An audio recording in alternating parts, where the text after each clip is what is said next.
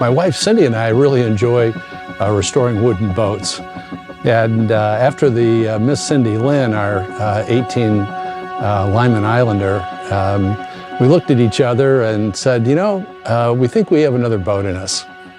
So in early 2022, I went on a quest for about 5 months to find the next boat. We set 3 criteria. 1, it had to be a Lake Erie Islands boat. 2, it had to be a boat of historical significance. And 3, a museum had to be interested in the boat. So scoured the country from Burlington, Vermont to, you know, the Lake of the Ozarks, down to Tallahassee, looking for the boat. And lo and behold, we found the boat in Toledo, Ohio. Well, I've owned Jockett's Marina. It's been in our family since the 30s when my grandfather started the business. They built their own rowboats, and back then my dad, and when he was a kid, they built boats, and we grew up working and restoring boats, and then my dad was a carpenter for 35 years along with working on boats, and I just followed in his footsteps, and now it's just I've been doing it for 30, 40 some years, or most of my life, I guess. And I just like the old boats, and the old wood boats are been a big part of my life.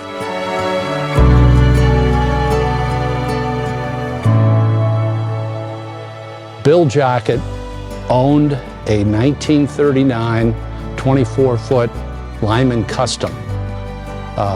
As we found out, Lyman Boat Works only built 9 of these boats, and Bill had 1 of the 9. Further, we found out that Bill's boat was originally owned by Oscar Lay, one of the 3 Lay brothers that ran Lay Brothers Fisheries back in the Great Depression.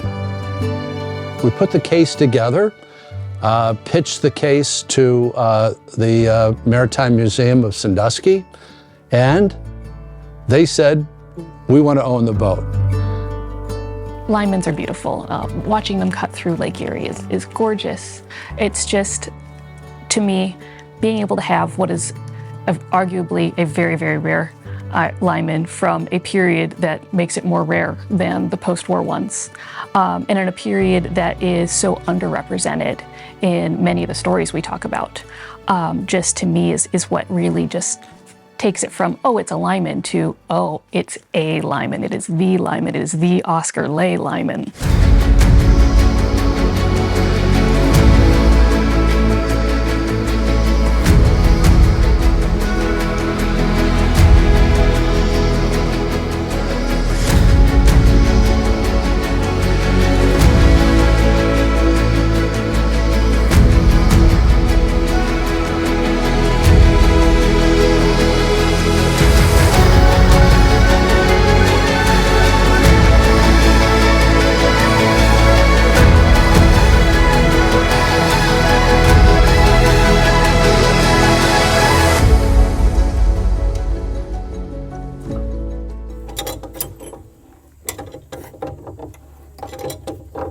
So today we are pulling the running gear, which encompasses the rudder, the struts, the shafts, and the props of this 1939 24-foot twin-engine Lyman Custom.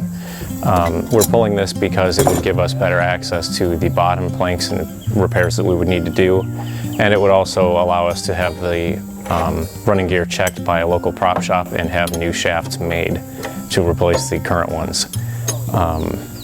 This is still somewhat early on in the restoration. As you can see, we haven't done a whole lot structurally to it, just cosmetically. So we'll be pulling the rudder assembly, which has a linkage that connects both rudders together to one helm steering location. The struts, which protect the shafts and the rudders and the props from logs or other things that they may encounter in the water. Okay, it's all yours. Turn it back and forth and see if you can pull it down. So the props may have bends in them or cracks that we cannot see. The prop shop will be able to detect and fix and the shafts will need to be replaced, so we will be replacing those with stainless rather than the original bronze shafts that they have now.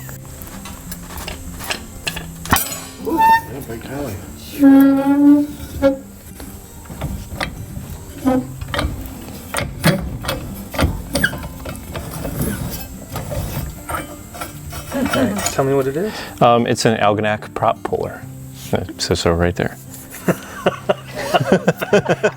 So anyway, you get that cinched on there, and then you start cranking with this one.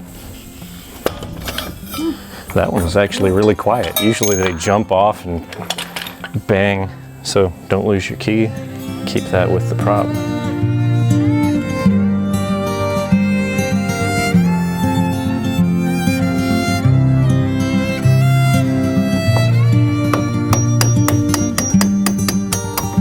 Or up, you gotta rotate the handle. Rotate it counterclockwise? Yeah, there you go. Okay.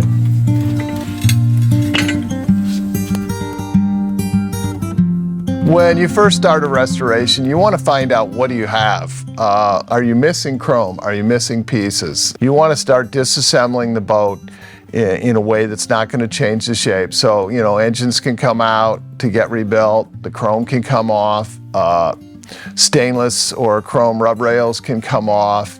You can start dismantling the boat, you can start stripping coatings off, and sometimes you can see when you do that what kind of dock rash has been fixed in with fillers or cracks that have been glued.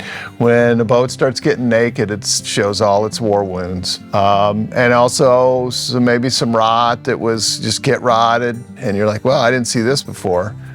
That's kind of the first place to start, is just disassembling the boat and getting a concept of really, A, what's the condition of the boat, but what can we start getting off the boat? And then you start with the woodwork. Where do we got to start? You usually start bottom up, depending on condition.